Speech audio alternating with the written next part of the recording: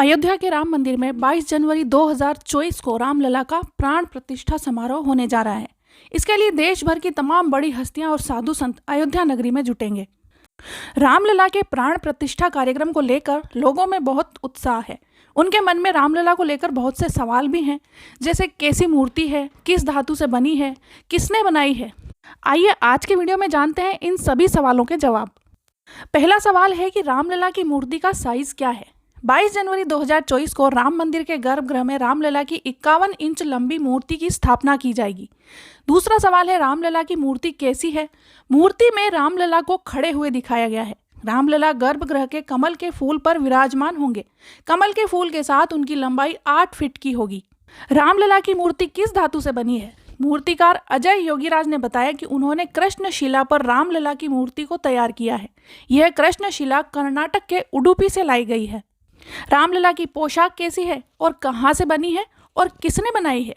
प्राण प्रतिष्ठा के दिन रामलला पीले रंग के वस्त्र पहनेंगे। दिन के हिसाब से उनकी पोशाक का रंग बदलता रहेगा।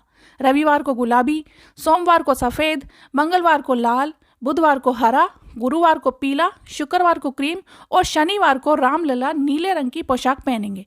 अयोध्या में शंकरलाल का परिवार 1985 से रामलला के वस्त्रों को सिल रहा है। पहले उनके पिताजी यह काम करते थे और अब शंकरलाल और उनके भाई रामलला के वस्त्र बनाते हैं।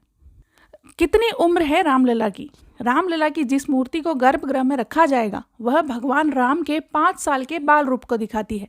रामलला की मूर्ति का सूर्य तिलक कब होगा। रामनवमी के दिन दोपहर को ठीक 12 बजे सूर्य का प्रकाश रामलला के माथे पर पड़ेगा, जिसे सूर्य तिलक कहा जाता है। हर साल रामनवमी के दिन भक्तों को यह अद्भुत दृश्य देखने को मिलेगा। इसके लिए एक्सपर्ट्स ने कई रिसर्च करके डिज़ाइन को तैयार किया है और ऐसी व्यवस्था की है कि हर साल रामलला के ललाट पर सूर्य का प्रकाश रामनवमी के दिन पड़े। अब एक सवाल और है कि रामलला की पुरानी मूर्ति का क्या होगा। श्री राम जन्मभूमि ट्रस्ट से जुड़े सूत्रों से जानकारी के मुताबिक रामलला की पुरानी मूर्ति जो फिलहाल छोटे मंदिर में स्थापित है, उसकी भी नई मूर्ति के साथ गर्भगृह में प्राण प्रतिष्ठा की जाएगी। पुरानी मूर्ति को देश भर के सिद्ध मंदिरों में ले जाया जाएगा और फिर प्राण प्रतिष्ठा की जाएगी। नई मूर्ति को अचल और पुरानी मूर्ति को उत्सव मूर्ति के नाम से जाना जाएगा।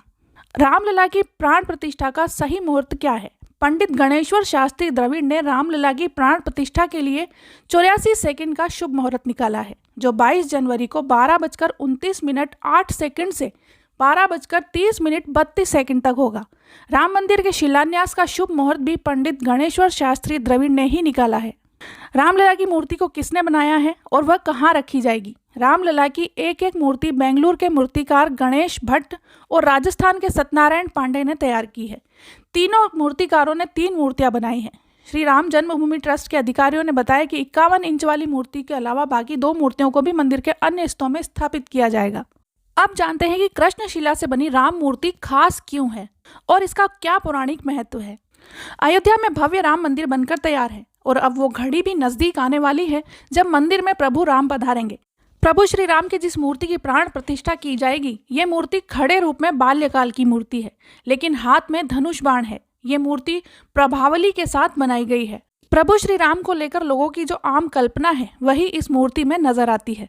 मूर्ति के हर सेंटीमीटर में एक अलग कला और एक अलग शैली की झलक मिलती है। कृष्णशिला जिस पर भगवान राम की मूर्ति को उकेरा गया है, यह शिला कहाँ से आई है। इस कृष्णशिला का चयन कर्नाटक के कारकाला से किया गया है। उत्तर कन्नड़ा जिले के कारकाला तालुका के नेल्लिकेर कस्बे से एक छोटा सा गांव है ईडू। इसी गांव में श्याम शिला का चयन किया गया था। यह शिला 10 टन वजनी, 6 फीट चौड़ी और 4 फीट मोटी है। इस शिला को विधिवत पूजा के बाद अयोध्या भेजा गया था। अब जानते हैं कि इस शिला का चयन कैसे हुआ। रोक विशेषज्ञों के अनुसार इस शिला को किसी भी मौसम और वातावरण के लिए उचित पाया गया। ये स्टोन शिल्पकारों की पहली पसंद है क्योंकि इसकी केमिकल स्ट्रक्चर काफ़ी अलग है। ये शिला ज़्यादा कठोर भी नहीं है तो ज़्यादा सॉफ्ट भी नहीं। शिला के कठोर होने से मूर्ति की भाव भंगिमाओं पर असर पड़ता है और मृदु होने से मूर्ति की गढ़ाई के दौरान शिला के टूटने का खतरा कम होता है। कारकला की कृष्णशिला की खासियत यह है कि ये कठोर भी है, साथ ही इसकी गढ़ाई भी आसान है। साथ ही इसकी केमिकल स्ट्रक्चर इस तरह की है कि ये लंबे अरसे तक मौसम और जलवायु के प्रभाव में खराब भी नहीं होगी। यही वजह है कि दक्षिण भारत के कई मंदिर में मूल मूर्ति के निर्माण के लिए नेल्लिकेर स्टोन की मूर्तियां ही पहली पसंद होती हैं। कृष्णशिला के चयन के पीछे एक पौराणिक महत्व भी है।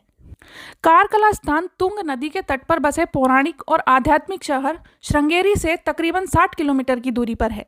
श्रृंगेरी का जिक्र त्रेता युग में भी मिलता है। इस शहर का नाम ऋषि श्रंग के नाम पर रखा है।